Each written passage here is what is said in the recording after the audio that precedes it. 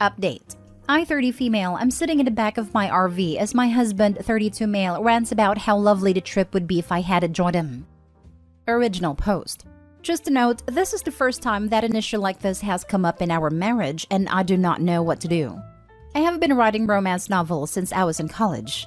I was a relatively successful author, and I have made a living off selling my novels ever since. I do not make a lot of money, but I do bring home around $40,000 a year in book sales. This allows me to stay at home during the day so I can write and also make crafts to sell in my Etsy shop. A few years after college, I met Tim and we instantly hit it off. We dated for 3 years before tying the knot, and we bought a house shortly after. Tim makes living off his investments in stocks. However, we keep our finances separate. This is because Tim inherited a vast amount of money from his family, and before we married, I signed a prenup agreement in order to ease his mind. We both contribute an equal share to the joint bank accounts for bills. Then we use the remainder of our money for ourselves. About a year ago, I landed a contract to write part of a romance series. The contract was huge, and the payout was over $120,000 for a few months' work. I contributed my share to the joint account and then put the rest of the money into the bank so I could buy an RV. I have always wanted an RV because I love to travel, and nothing would make me happier than being able to write while on the road. Tim is often away on business for days at a time, so the RV would give me an opportunity to get out of the house while he's away. After 6 months of deciding, I chose a lightly used RV and purchased it from the owners for a great price. When Tim found out about the purchase, he was excited. He has a travel trailer but it's not the same as an all-in-one RV. He loves RVs and wanted to immediately take it out for a trip across the state. We took our trip and Tim couldn't stop talking about how much he enjoyed the experience. And he started talking about taking more trips together. I gently reminded him that even though the RV is a fun thing for us to have for vacations, that its main purpose is for me to have something to do while he is away for business, but that we would be taking plenty of vacations together. Tim agreed with me and let it go for a while. The thing is, in the past few weeks, Tim has been badgering me about taking the RV with him on his business trips. He usually flies when he goes to check his rental property/visit family, and he's normally gone for 4 to 5 days at a time. We got into an argument because he had to evict a tenant and he wanted to drive the RV across the state in order to do so. I asked him if I could come along, and Tim said he would prefer if I didn't. I then said that if I couldn't come with him, then he couldn't take my RV. I suggested that he'd take his travel trailer instead, and he got mad and stormed out of the house. About an hour later, he started texting me like nothing had happened. And then he said he was taking the RV as if our previous conversation had never happened. I called him and tried to explain that he had just purchased a brand new pickup, and that if I didn't get to drive his new truck in his absence, why should he get to take my RV when I'm not coming on the trip? Tim and I went back and forth, and eventually he said I could come along if it meant that much to me. I said I would, and now I'm regretting everything.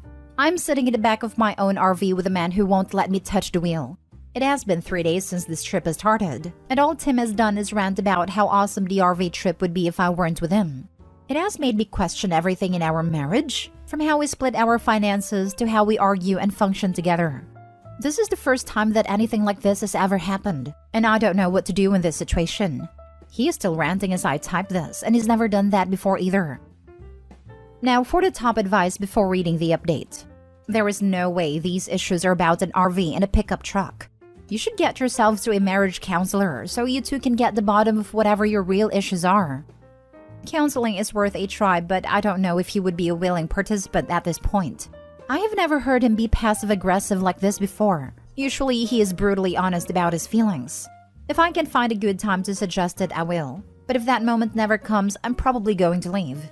And as I typed this comment, I realized that I have been walking on eggshells around him, and that's not fair at all. He sounds like a selfish brat who's had everything handed to him in life and can't tolerate being told no. He won't go to therapy because he doesn't want to hear harsh truths. When you try to talk to him, he's going to try to invalidate your feelings, but don't let him. You aren't in the wrong.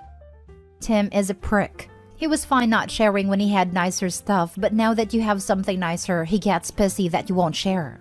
He really just sounds like a selfish a-hole.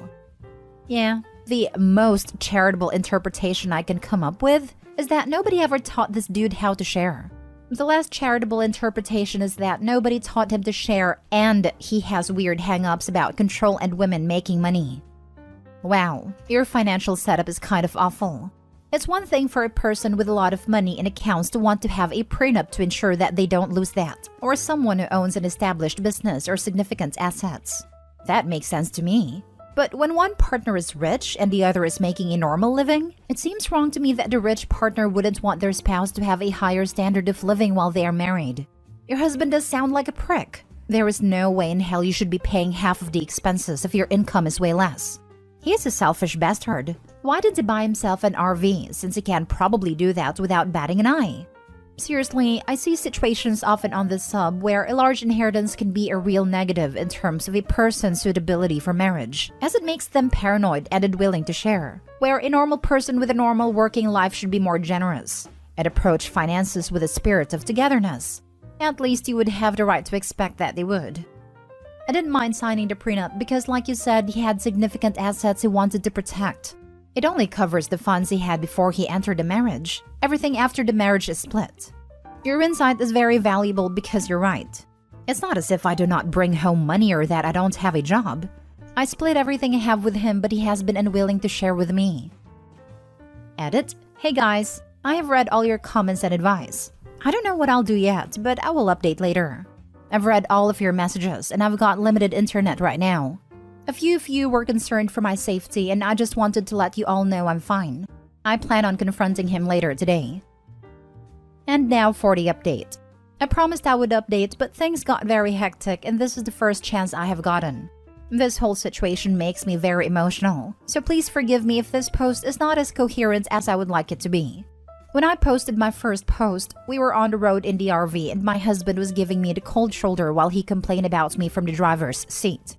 You all had some great advice for me about what I should do, and I listened to a few people who suggested that he might be cheating on me. Tim had left his iPad in the back of the RV to charge while he drove. I'm not proud of this, but I was able to sneak his iPad into the bedroom while he was distracted by the road. He was logged into his email account and I quickly skimmed over his inbox, but I didn't find anything suspicious. I then had the idea to check his sent folder and found out that he had been chatting up his ex from college. It made me sick to my stomach to read the messages, but luckily they had not yet been physical. Translated from the chat speak, the message he had sent his ex was basically, "I can't wait to get my hands on you. It's been years since I felt that mouth. I'm excited." I was disgusted, but I tried to keep calm. We were on the road headed to another state and we planned on stopping at his mother's house. I knew that if his messages were in the sent folder, that meant that he had deleted them. Tim was not planning on being caught and was trying to hide his tracks. He wanted my RV so that he could take his ex around the state and have fun without leaving a credit card trace. I took photos of the emails and sent them to myself in order to preserve the evidence. I then went back to the front of the RV and acted as if everything was fine. I apologized, don't worry, I lied, for how I had acted and suggested that we ask his mom to help us work through this. Tim said that he was sorry too and that he accepted my apology. He said he was looking forward to using the RV in the future and that he was glad I had come to see reason. I smiled and nodded, but on the inside, I was cursing his existence. We made it to his mom's house and I made up an excuse about having to change because my clothes were wrinkled. Tim went inside without me, and I started throwing all of his clothes and belongings into a trash bag. I then went inside a house, and Tim was sitting with his mom in the kitchen. He asked me what I was doing with the bag, and I told him that I was giving him his clothes so that I could leave. Tim then got angry and asked me what the heck was I doing, and his mom was simply confused. She asked me what was going on, and I told her, I'm not sure myself. I'm waiting for Tim to explain why he was planning to cheat on me with his ex. Tim's mom then started to cry and yell at Tim while he tried to calm her down. I know Reddit does not have a lot of love for religion, but Tim's mother is a fundamentalist. She had loved me from the minute Tim introduced me to her, and it would be an understatement to say that she was very upset with her adulterous son. Tim never tried to apologize to me. Instead, he chased after his mother saying he was sorry to her. This made her cry harder because she knew that he wasn't even trying to make amends with me. He was just apologizing to her.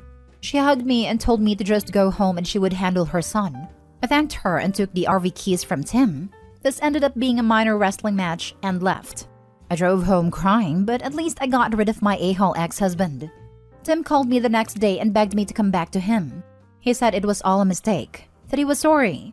I asked him why he didn't apologize at his mother's house, why he didn't say he was sorry when I was handing him his bag. I told him that he didn't care about cheating on me, that all he cared about is how bad it made him look to his family. He tried to explain himself, but I cut off and hung up. I blocked him on all social media and haven't heard anything since. I've gotten a lawyer and have already started the divorce process. Ouch. Silver lining in this is now you have the RV to yourself and can find a better partner in the future. I'm also glad his mother took your side and was upset with him for cheating. You should definitely keep her in your life after the divorce. Yep, I'm going to have a blast driving around without him. And the bonus is that I don't have to pay for a hotel. I love his mom, and I'm so happy she defended me. She's such a no-nonsense person, and I hope I find out what she did with him. You handled it like such a boss, that the only thing left to do is to speculate on this. She bit the living daylights out of him is what happened. Lol. Wow, complex feelings on this one. There's the ouch, that's awful, but also an overwhelming but thank God she's getting the heck away from that a-hole. I was concerned that you might stay with him for another year or two until the marriage gave its last gasp. This is surely painful, but cleaner. And you haven't ever got to think about the other woman being in your RV. Finding out he was cheating made it an easy decision. It was like, okay, he's cheating on you and he doesn't give a damn. You don't have to give a damn now either. It would be much, much harder if he was simply being an a-hole. Luckily, he made a choice for me. I'm glad he cheated on me. Doesn't sound like it would be true, but it is. The clarity just simplifies life so much.